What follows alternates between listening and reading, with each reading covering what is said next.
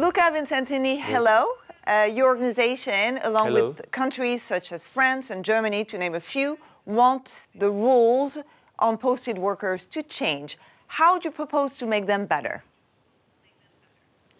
The point is to get full equal treatment for workers that are posted. That means receiving the same pay for the same type of work in the same place.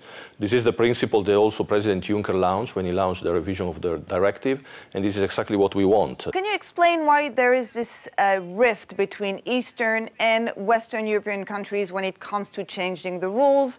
Basically, most Eastern European countries do not want these rules to change.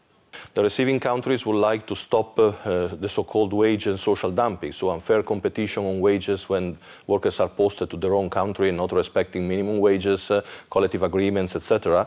And on the other side, you have the sending countries that would like to keep some kind of competitive advantage to make sure they can continue posting and their companies can continue posting workers. It's clear that the only way out from this situation is that on the one side, you guarantee equal treatment, and so you solve the problem of dumping, and on the other side you need also to start a process for wage convergence and convergence on working conditions to make sure that we can overcome the so-called wage divide and social divide that still exists, but particularly between East and West.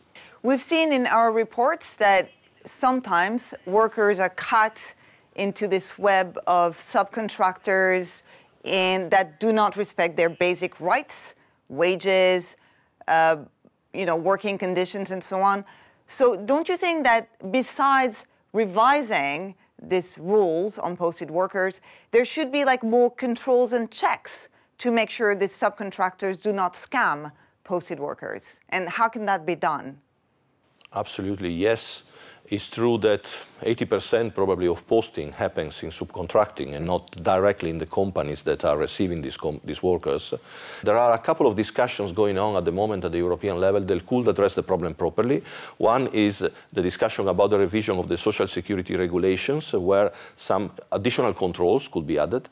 And on the other side, there is this idea that was announced by President Juncker in his speech in front of the European Parliament, that is the idea of creating a so-called labour authority.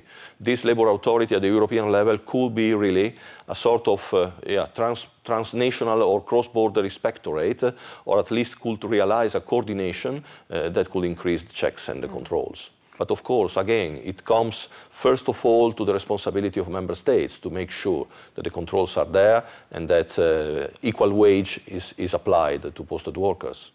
So in closing, sir, very briefly, are you confident that the rules will be changed within this current Parliament's term, that is before 2019? I think the rules must be changed because it will be an incredible loss of credibility for the European Union and the European member states after they have launched a revision not to conclude the revision on time. The last chance is the Council of Labour Ministers, 23rd of October this year. The compromise should be reached there, because if it's not reached there, then there is no more time for the European Parliament to deliver the revision by the end of the mandate.